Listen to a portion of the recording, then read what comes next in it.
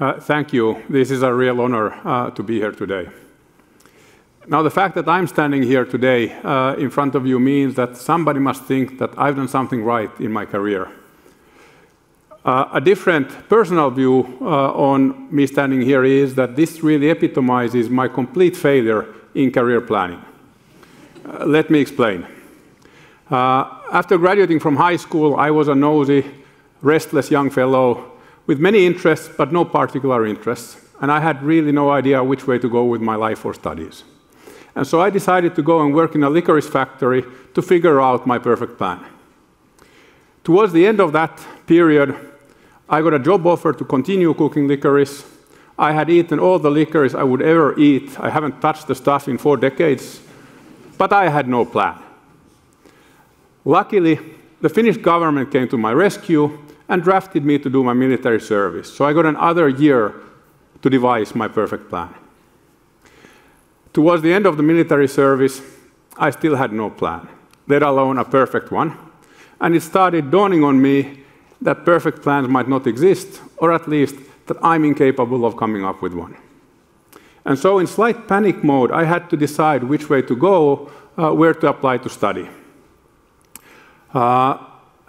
I had next to no knowledge, very little information, and understanding of what it means to go this way or that in terms of your study choices, where they would lead.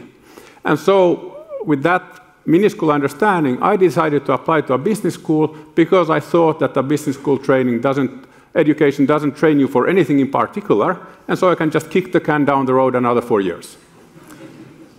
I realized, however, that I need a plan.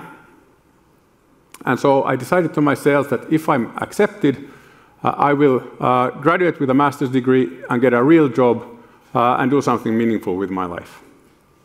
And so I started preparing for the entry exams, which were back then compulsory.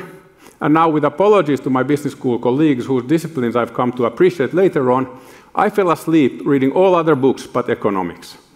And so it was pretty clear that I would major in economics if only I was admitted in.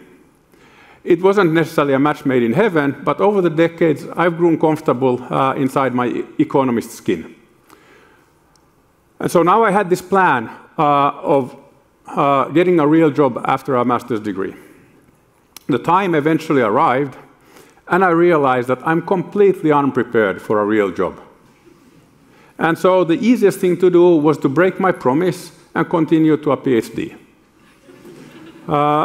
And now I understood that I am really very bad at planning and even worse at executing them, and so I thought I need firmer discipline, and so I swore to myself that after I get my PhD, I will get that real job, and I will not start a research career. Well, we all know how well that one went. So the time arrived when I got my PhD, and again, I didn't really know which way I would go. And what turned out to be pivotal was a job offer. I was offered a postdoc to do research on something called economics of technology, what I would now call economics of innovation, something that has stayed with me ever since.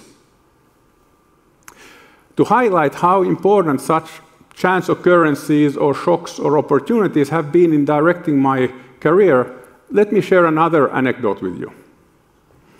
A few years later, I attended a seminar here in Finland, the purpose of which was to report on the results on a study on Finnish innovation policy. The authors of that study had sent a questionnaire to all the firms who in the few years before had received R&D, research and development subsidies from the government. That is government money, taxpayers' money, our money, to invest in research and development, to come up with new products and processes to increase their profits in the future.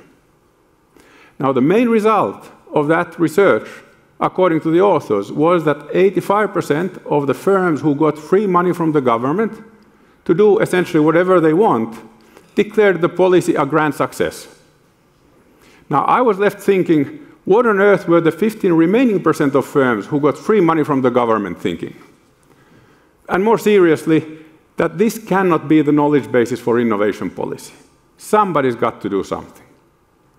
And so my co-authors and I embarked on a research project that continues until today, where we try to understand what works in innovation policy, what doesn't, why, how, and for whom. While being engaged with that research, we came to realize that the key ingredient in research and development, in coming up with those new products and processes, is not money, but it's humans and their ideas. And so it was quite natural to go and start studying the relationship between education and innovation. And so the one thing we found is that unless you give the right education to everybody, other government innovation policy tools are completely useless. Now, standing back from my own research, looking at the world as it presents itself to us today, it is unfortunately true that we live in tumultuous times. International institutions are being dismantled. Climate change is upon us. Locally, but a worry that we share with many other nations is our aging population. Can we afford to give our dear ones the welfare services we think they deserve? Are we able to finance those? As anxious as I am about these challenges, I feel privileged because, as a researcher, I get paid to think about the problems I think are important. Because, as an economist, I have the toolkit to address societal questions. And so, with some luck, I can push the knowledge frontier of what works and what doesn't. And with some further luck, I can instill some of that wisdom and the wisdom created by all other researchers into the heads of policymakers. And so I guess, in the end, I ended up with a real job. Now, looking back at that young, restless person who so desperately rebelled against any plans, I now understand no grand plan is needed. There is no one right way of leading a meaningful life. It's good to have a plan, but don't stick to it. What one just needs to do is to see events as opportunities, take the meaningful and interesting ones and work on them, and see what comes next. That way, one may end up leading a meaningful, interesting, and eventful life, even if you end up doing exactly what you were not supposed to do. Thank you.